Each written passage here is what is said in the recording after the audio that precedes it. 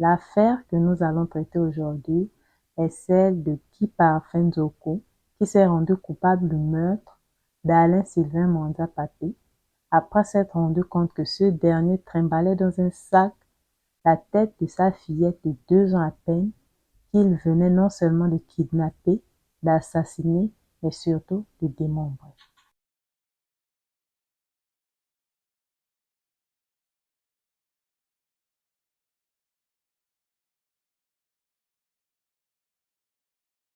Bonjour Samba à tous, à quel niveau chez vous? Moi ça va bien par la grâce de Dieu, j'espère que c'est également le cas pour vous. Je vous souhaite la bienvenue sur ma chaîne Les Chroniques de Sid.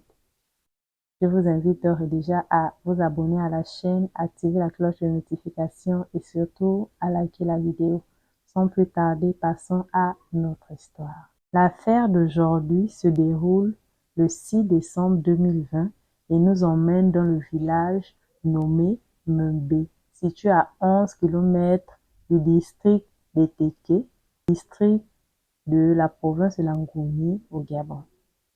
Ce jour-là, au réveil, Guy Parfait Nzoko, chef d'une petite famille constituée de lui, son épouse et de leurs enfants dont le nombre exact ne nous a pas été donné.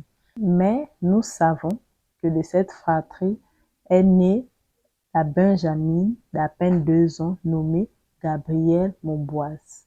Ce matin-là, Guy Parfait se rend compte qu'il manque le lait pour la préparation du petit déjeuner. Tout naturellement, il va se rendre chez le boutiquier afin de s'en procurer. Sauf que la boutique n'était pas située proche de leur domicile. Derrière lui, sa femme qui s'occupait donc des enfants va être interpellée par l'une de ses voisines qui voulait qu'elle repart son panier. Il faut savoir que la femme de Guy Parfait, pour aider son mari dans la gestion des charges quotidiennes, avait comme activité la confection et la réparation des paniers. Donc, cette voisine-là va approcher la femme de Guy Parfait pour qu'elle répare son panier. C'est donc pendant ce petit moment d'inattention que Alain Sylvain Mwanza Pape, connu d'ailleurs dans le village pour ses nombreuses frasques, va profiter pour enlever la fillette. Après la réparation du panier, la maman va se rendre compte de la disparition de sa fille. Premièrement, elle va se rendre chez les voisins les plus proches afin de vérifier si la fillette ne se serait pas faufilée, voulant certainement jouer avec ses camarades. Après avoir fait le tour, elle va se rendre compte avec stupeur que la fillette n'était nulle part.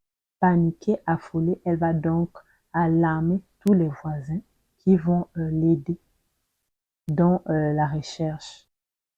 Aidés des voisins, ils vont étendre les recherches au reste du village. C'est donc dans ce contexte assez chaotique que Guy Parfait, de retour de chez le boutiquier avec sa provision de lait, va être informé de la disparition de sa fillette. Les parents, aidés des riverains, vont investiguer comme ça pendant des heures avant que les premières pistes ne soient explorées.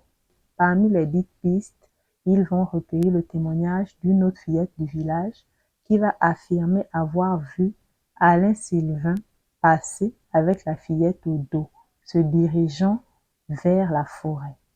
Il faut savoir que le village de Mébé est annexé par la forêt et donc Guy Parfait se rendait vers celle-ci. Le témoignage de cette fillette va coïncider d'ailleurs avec beaucoup d'autres allant dans ce sens.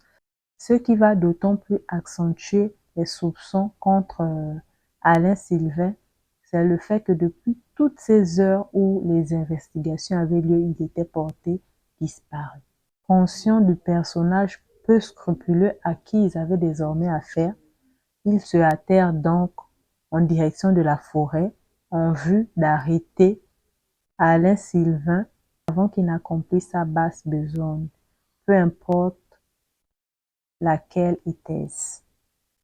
Ce qui était sûr, c'est que ses intentions n'étaient pas bonnes vis-à-vis de la fillette.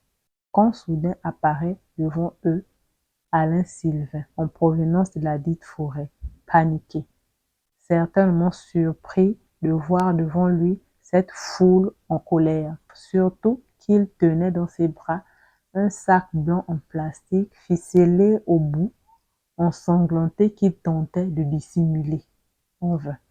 Questionné sur le contenu de ce dernier, il répondit naturellement que le sac contenait un gibier, fruit d'une partie de chasse fructueuse à laquelle il venait de prendre part.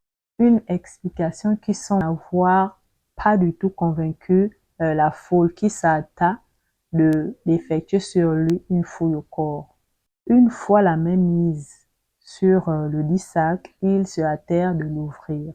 C'est donc avec stupeur, horreur, qu'il se rendit compte qu'il contenait non pas un gibier, comme l'affirmait Alain Sylvain, mais plutôt la tête d'une enfant. Vous l'aurez bien compris, il s'agissait malheureusement de la tête de la petite. La pauvre enfant, semble-t-il, avait été assassinée, puis démembrée par Alain Sylvain, qui d'ailleurs ne tarda pas à avouer les faits avant d'essayer de s'échapper. Le père, pris d'une rage meurtrière, s'empara d'un chevron qu'il frappa violemment sur le crâne d'Alain Sylvain qui s'effondra et mourut sur le champ. Les policiers qui avaient été informés à la suite de tous ces drames ont procédé à l'arrestation de Guy Parfait et à son déferment à la prison centrale de Mila en attente de son procès. Procès qui a eu lieu le 31 mai 2021 lors de la session criminelle ordinaire au compte de l'année judiciaire 2020-2021, jugée par la Cour d'appel criminelle de Mila.